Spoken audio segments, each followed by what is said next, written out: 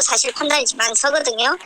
가능하시다고 하면 이제 만나서 얘기를 듣는 게 네, 2시쯤에 나가든지 그렇게 하겠습니다. 네. 망설임 끝에 만남을 결정했답니다. 그저 꾸며낸 사연이면 좋았을 괴담이 현실로 들이닥친 건 불과 보름 전인 12월 22일이었습니다. 집에 못 들어간 지 일주일이 넘었답니다. 유진이 엄마는 친척 집을 전전하며 하루하루를 간신히 버티고 있었는데요. 아직도 안 믿겨요, 사실은. 지금. 아직도 애가 있을 것 같고, 지금 집에도 못 들어가고, 막, 부모들이 다리를 뻗고 못 잔다는 이야기를 예전에 막 할 때, 자식이 죽었을 때, 그게 이제 이해가 된다. 이야기를 하면서, 딸 유진이가 세상을 뜬 지 열흘이 지났습니다. 딸의 모습이 금방이라도 손에 잡힐 듯 눈에 아른거린답니다. 부모님 마음이 얼마나 미어지실까요? 엄마 아빠에겐 세상 전부나 마찬가지였습니다. 10년 만에 얻은 귀한 딸이었다는데요.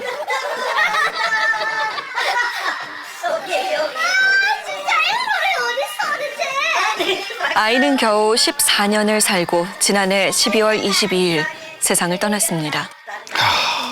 유진이에게 대체 무슨 일이 벌어진 걸까요? 아빠가 정말 끔찍하게 생각을 많이 해요. 그래서 자다가도 이제 애가 어떻게 하나 싶어서 문을 빼꼼히 한 번씩 열어보고 웃고 이렇게 하고 장난도 좀 치는 아빠인데 자다 이제 문을 탁 열었는데 애가 안 보인다는 거예요. 창문이 열려있고.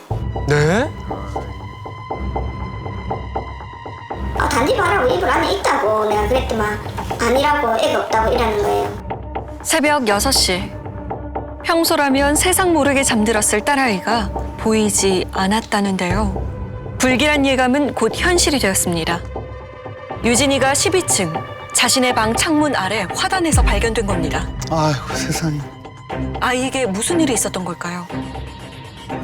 사고 전날만 해도 부회장 선거에 당선돼 축하 파티까지 열었답니다.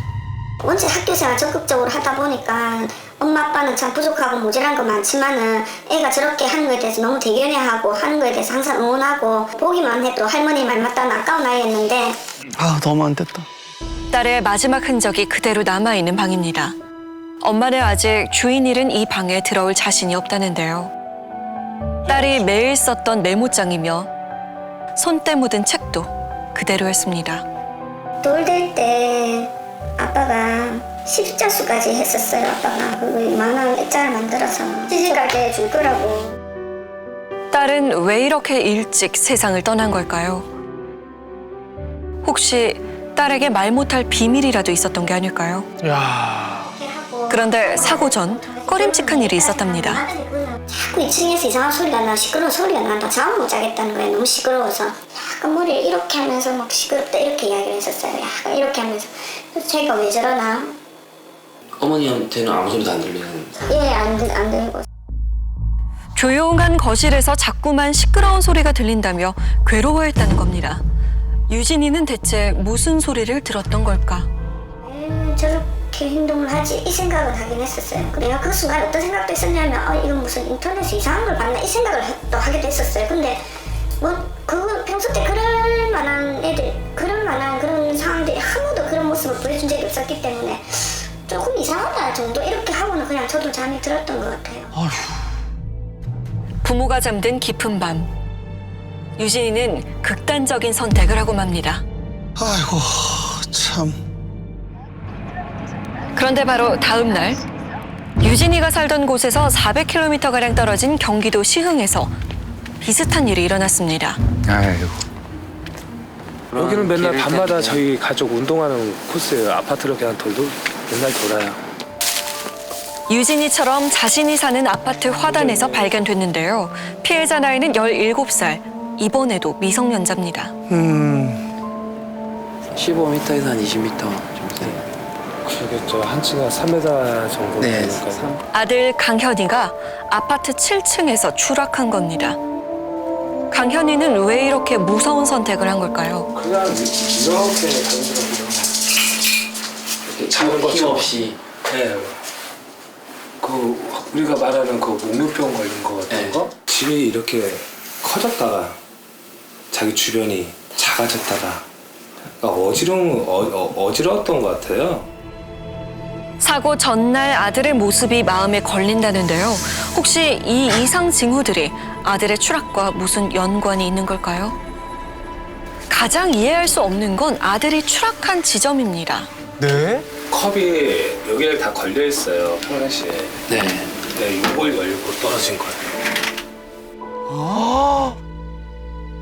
아유 저 좁은 데로. 지금 방충망도 이 이렇게 작은 창문을 통해 뛰어내렸다는 겁니다. 또 이렇게 젖히고. 부모는 도저히 납득할 수가 없습니다. 그러니까 이 좁은 데로 왜 좁은 데 많잖아요. 저희가 창문이 되게 많잖아요. 근데 왜 좁은 데를 갔을까? 극단적인 행동을 하기 위해 선택한 장소로는 터무니없어 보입니다. 그렇다면 왜 이곳이었을까요? 부모들 입장에서 얘가 뭐가 이렇게 힘들었을까? 나는 왜 그거를 몰라줬을까? 이 사람 저 사람 이제 다 물어본 거죠. 이런 애들 저런 애들 다 물어봤는데 그럴 애가 전혀 아니라고 얘기를 하더라고요. 부모는 답답하기만 합니다. 그래서 나 같은. 그런데 갑자기 어디선가 전화가 걸려오는데요. 네. 인터뷰 하겠습니다. 보고 싶어서 그래. 알았어, 빨리 갈게. 아들의 이름입니다. 의사 선생님은 죽을 수도 있다고 그러고 살아나도 목 밑으로는 이제 식물인간이 될 거라는 소리도 하고 저 또한 많이 울었겠지만 너무너무 힘들었어요, 둘이서. 살아있는 것만 해도 감사하다 감사하다. 맞아요. 이것만 계속 가지고 있어요. 죽는다고 했던 애기 때문에 아빠. 강현이는 지금 입원 중이라는데요. 살아준 것만으로도 엄마는 아이에게 얼마나 고마운지 모릅니다. 3년 동안 재활을 하고도 엄마는 요즘 24시간 내내 병실을 지키고 있습니다. 며칠 전 의식을 찾은 아들은 이제 의사소통도 가능한 상태입니다. 아 정말 다행이네요. 추락 후 장장 10시간의 힘든 수술을 견뎠습니다. 발견 당시 척추 손상에 다리뼈 2군데도 골절이 심한 상태였다는데요. 다행히 수술은 잘 끝났지만 재활 치료를 얼마나 이어가야 할지 기약할 수가 없답니다. 이렇게 보는데도 믿어지지가 않아갖고요. 이것 하나 잘하는 거 재미로 사는 지금도 꿈 같아요. 아직은 전혀 몸을 가누지 못하는 상태인데요. 기본적인 일상생활은 물론 사소한 자세 교정도 누군가의 도움이 필요합니다. 이게 상식적으로 이해가 안 되는 상황이네요. 건강하게 뛰어다니는 모습을 본 게 엊그제 같은데 아들 대신 아플 수만 있다면 얼마나 좋을까요? 제가 바꿔주고 싶어요. 나는 나이가 있으니까 이 상태가 돼도 살아갈 수 있는데 얘는 이제 앞으로 살 날이 더 많은데 그게 너무 힘들죠, 부모들 입장에. 이해할 수 없습니다. 아들은 대체 왜 부엌의 그 작은 창문에서 뛰어내린 걸까요? 추락 사고를 당한 건데 이게 도대체 뭐가 원인인 것 같아요? 그냥 본인이 생각하기에. 환각이요. 환각. 약간 떨어진 것 같은 기억이 나는 게 네. 도망치다가 떨어진 기억이 있어요. 떨어진 기억이. 도망치다가. 환각. 뭔가 본 거구나.